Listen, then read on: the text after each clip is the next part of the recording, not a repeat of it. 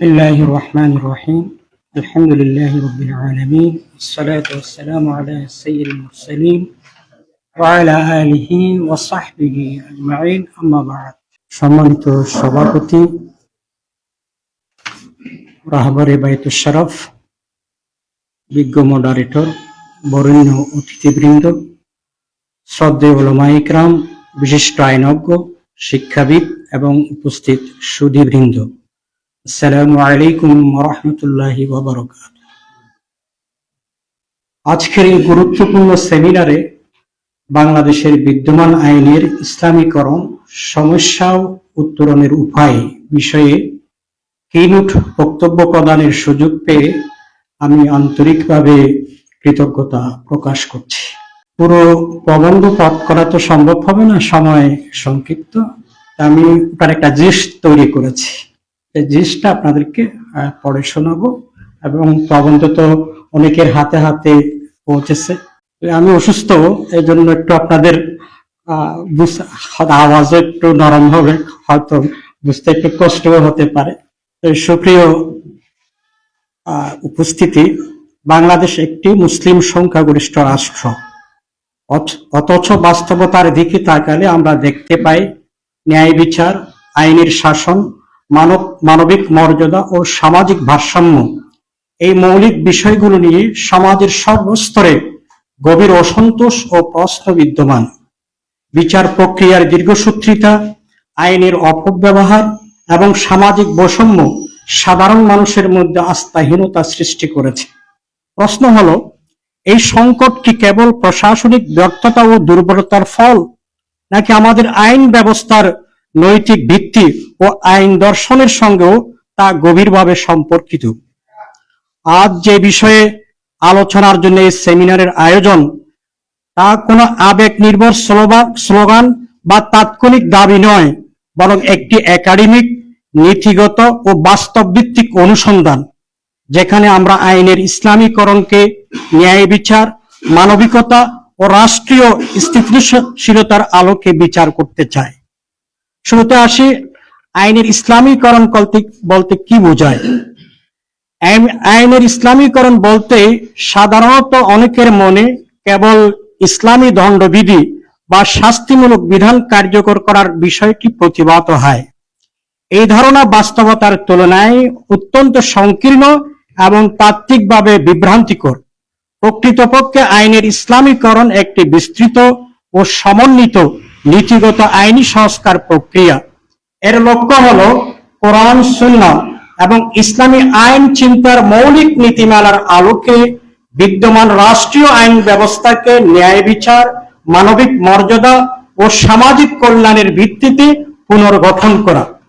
এই প্রক্রিয়ার আওতায় শরিয়া নীতিসমূহকে বিধিবদ্ধ আইনি রূপদান, বিদ্যমান আইনসমূহের সংস্কার এবং বিচার ও প্রয়োগ ব্যবস্থাকে ইসলামী আদর্শের সঙ্গে সামঞ্জস্যপূর্ণ করা হয়।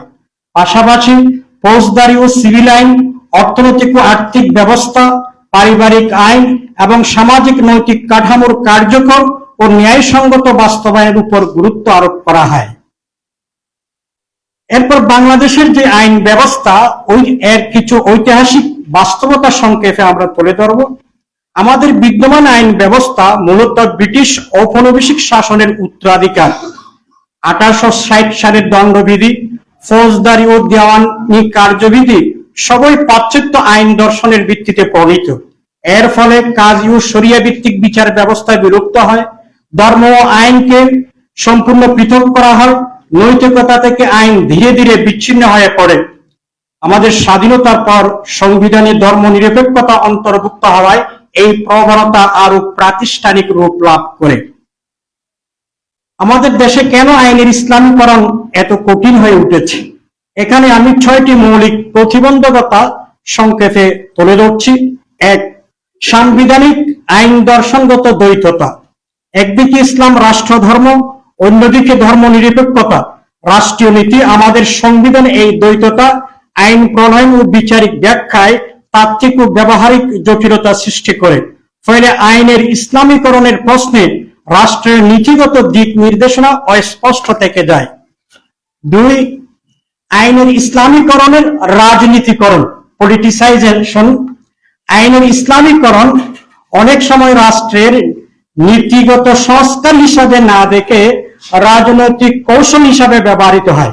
বিশেষত নির্বাচন কেন্দ্রিক রাজনীতিতে আইনের ইসলামীকরণকে কখনো সমর্থন আদায়ের মাধ্যম, আবার কখনো বিরোধিতার হাতিয়ার হিসাবে উপস্থাপন করা হয়। যেমন বর্তমানে নির্বাচনে শরিয়া আইনকে সকলেই ব্যবহার করছে। এর ফলে বিষয়টি গভীর গবেষণা, নীতিগত ঐক্যমত্য ও প্রাতিষ্ঠানিক প্রস্তুতির পরিবর্তে তাৎক্ষণিক রাজনৈতিক লাভ ক্ষতির হিসাবের অধীন হয়ে পড়ে। 3, আইনের ইসলামীকরণে বিশেষজ্ঞ সংকট। আমাদের কাছে এমন বিশেষজ্ঞের সংখ্যা খুবই অল্প যারা একই সঙ্গে আধুনিক আইন, সংবিধান এবং ইসলামী ফিকহে পারদর্শী। এই ঘাটতি আইনের ইসলামীকরণকে বাস্তব প্রয়োগের স্তরে নিয়ে যেতে বাধাগ্রস্ত করে। 4, সামাজিক বিভ্রান্তি ও বিকৃত বয়ান। ইসলামী আইন মানে কঠোর শাস্তি বা অমানবিক ব্যবস্থা, এমন প্রচারণা জনমনে অযথা ভয় সৃষ্টি করেছে। আমরা স্পষ্ট করে বলতে চাই, ইসলামী আইন মূলত ন্যায়, ইনসাফ ও মানবিক মর্যাদার রক্ষা কবচ। 5, আন্তর্জাতিক চাপ ও বৈশ্বিক প্রেক্ষাপট। আন্তর্জাতিক মানবাধিকার আলোচনায় ইসলামী আইনের প্রতি প্রায়শই একমাত্র দৃষ্টিভঙ্গি গ্রহণ করা হয়, যা আইনের ইসলামীকরণকে কূটনৈতিক ও নীতিগতভাবে জটিল করে তোলে। 6, ধর্মীয় ও সামাজিক বহুত্ব। বাংলাদেশের বহুত্ববাদী সমাজের সংখ্যালঘু ও বিভিন্ন সামাজিক গোষ্ঠীর আশঙ্কা ও উদ্বেগ আইন সংস্কারের প্রতি একটি বাস্তব চ্যালেঞ্জ হিসেবে উপস্থিত।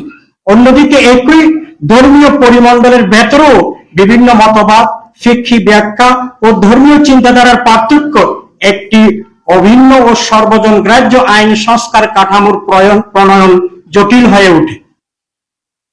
আমরা বিভিন্ন মুসলিম দেশের দিকে যদি তাকাই, তাহলে বিভিন্ন দেশের অভিজ্ঞতা প্রমাণ করে যে আধুনিক রাষ্ট্র কাঠামোর ভেতরেও ইসলামী আইন প্রয়োগের একাধিক মডেল বিদ্যমান।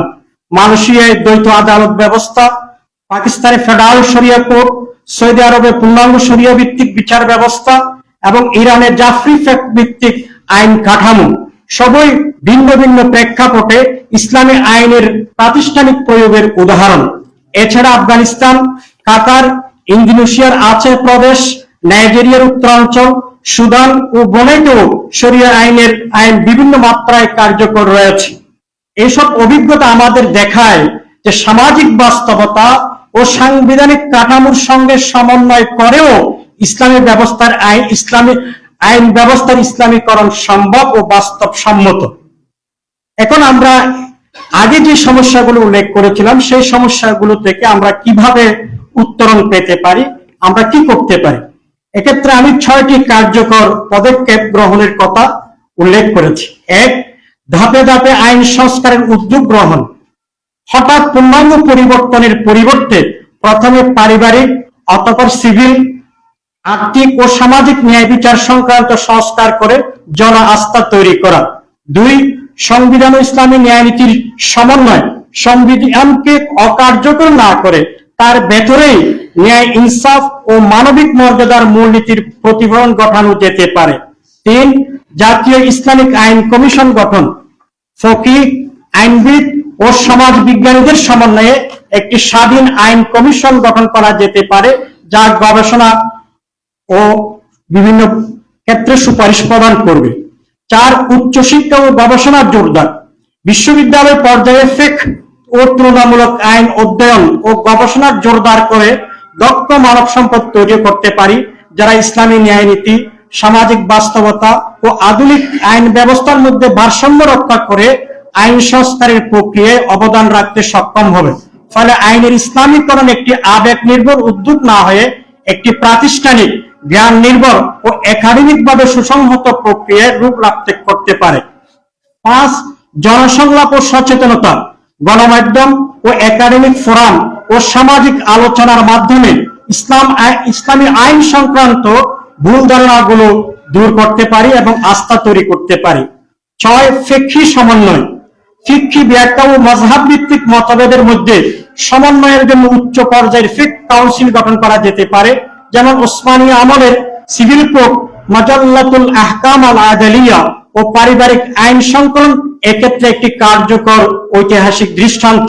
এই আইন গ্রন্থগুলো যদিও মূলত ফিকহে হানাফির ভিত্তিতে রচিত, তথাপি প্রয়োজনে ক্ষেত্র বিশেষে হানাফি মাযহাবের বাইরের মত গ্রহণ করা হয়েছে, এমনকি কোন কোন ক্ষেত্রে 4 মাযহাবের বাইরের মত অন্তর্ভুক্ত করা হয়েছে। এখানে একটি মৌলিক প্রশ্ন উত্থাপন হতে পারে, আইনের ইসলামীকরণ কি বহুজাতিক সমাজে ধর্মীয় আধিপত্য প্রতিষ্ঠার নাম কিনা? এই প্রশ্নের উত্তরে নৈতিক ও আইনগত বিবেচনায় বলা যায়, বহুজাতিক সমাজে আইনের ইসলামীকরণ অনিবার্যভাবে কোনো ধর্মীয় আধিপত্য প্রতিষ্ঠার প্রক্রিয়া নয়।